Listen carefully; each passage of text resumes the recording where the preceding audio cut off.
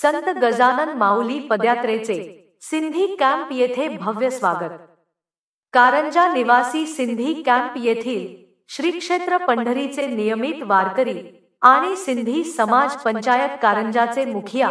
हरिभक्त परायण भगवान खेमवानी यांचे कडून समर्थ गजानन महाराज संस्थान उंबरडा बाजार येथून श्री क्षेत्र शेगाव जाणाऱ्या पालखीचे भव्य स्वागत करण्यात आले। या संदर्भात माऊलीचे सेवाधारी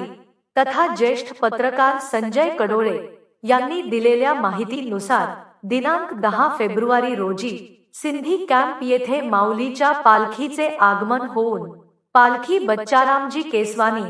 तथा भगवान खेमवानी यांचे घरी आली असताना खेमवानी परिवार, केसवानी परिवार आणि सकल सिंधी समाज बांधवांनी उत्स्फूर्तपणे पालखीचे स्वागत करून सर्व भजनी मंडळींकरिता अल्पोपहार व्यवस्था केली।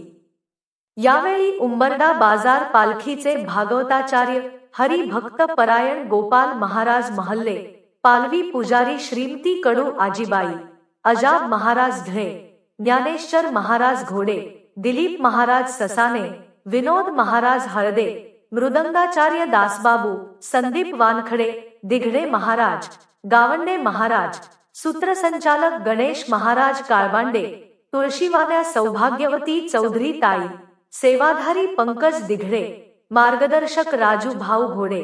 पालखी प्रमुख रवी भाऊ श्रीराम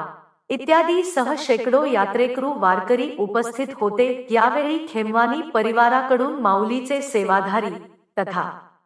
महाराष्ट्र शासन पुरस्कार प्राप्त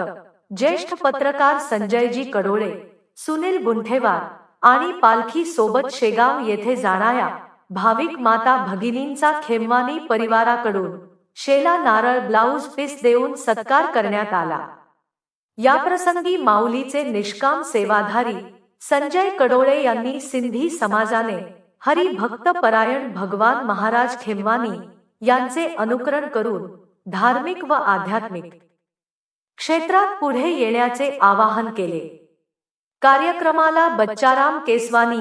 केवलराम पंजवानी, विनीत गोलेच्छा, शांतीलाल केसवानी, राजेश पंजवानी, लीलाराम पंजवानी, धर्मदास राघवानी, सुनील नागवाणी, जुमडाम नागवानी, डॉ गिडवानी, नगरसेवक सच्चानंद थद्दानी, मोतीलाल पर्याणी, अमृतलाल थद्दानी, अशोक खेमवानी, ओम खेमवानी, तुषार खेमवानी, उमेश अनासाने, माणिकराव हांडे, बाळकृष्ण काळे, सुनील गुंठेवार, दर्शन पाटील खंडार, कैलास हांडे इत्यादी हजर होते।